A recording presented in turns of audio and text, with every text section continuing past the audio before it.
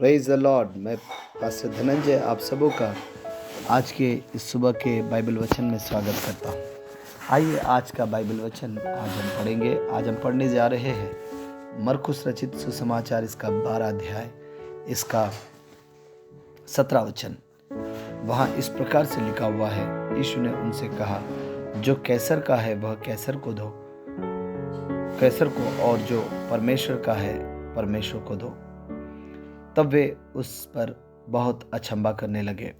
यहाँ पर हमने पढ़ा, प्रभु यीशु मसीह के पास कुछ लोग आते हैं और कहने लगते हैं कि हमको कैसर को कर देना चाहिए या नहीं देना चाहिए। उस समय में प्रभु यीशु मसीह उनसे कहते हैं कि तुम सिक्का दिखाओ, एक दिनार दिखाओ, और वो दिनार को लेकर अपने हाथ में लेकर उनसे पूछते हैं कि इसमें किसका साइन है या किसका तस्वीर है या किसका सिक्का, किसका चिन्ह है। तो वो कहते हैं कि ये कैसर का है। तो प्रभु यीशु मसीह कहते हैं कि जब इस पर नाम कैसर का है तो ये कैसर को दे दो, और जो परमेश्वर का है वो परमेश्वर को दे दो। मेरे प्रियो, हमें जो कैसर का है, अर्थात जो हमारे सरकार का है, जो हमारे सरकार को टैक्स है, उसको हमें देना चाहिए, जो हमारे सरकार से संबंधित है। परंतु जो परमेश्वर से संबंधित है, जो परमेश्वर का है, वो परमेश्वर को देना चाहिए। तो हमारा जीवन परमेश्वर का है। जब परमेश्वर ने आदम को बनाया, आदम को मिट्टी से रचा और उसमें जीवन का श्वास फूंक दिया, उसमें आत्मा डाल दी, उसमें जीवन को फूंक दिया, और आदम जीवित प्राणी बन गया, और वो परमेश्वर के स्वरूप और समानता में बनाया गया था। हम लोग, हमारे अंदर में परमेश्वर की आत्मा है। आइए हमारे जीवनों को हम परमेश्वर को दें।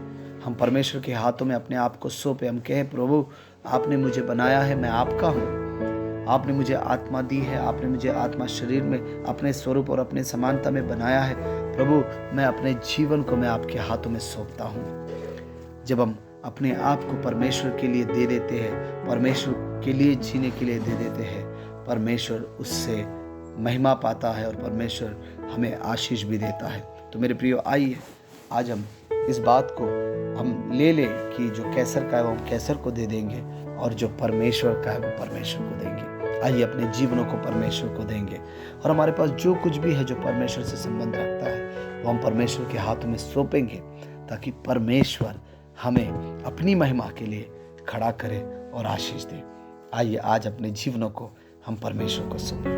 आइए हम प्रार्थना करें। प्रभु हम आपको धन्यवाद देते हैं। प्रभु जी, आज परमेश्वर पिता हमारे जीवनों को आपके हाथों में सौंपते, हमारे आत्मा प्राण शरीर को आपके हाथों में सौंपते, क्योंकि प्रभु जी ये आपका है परमेश्वर।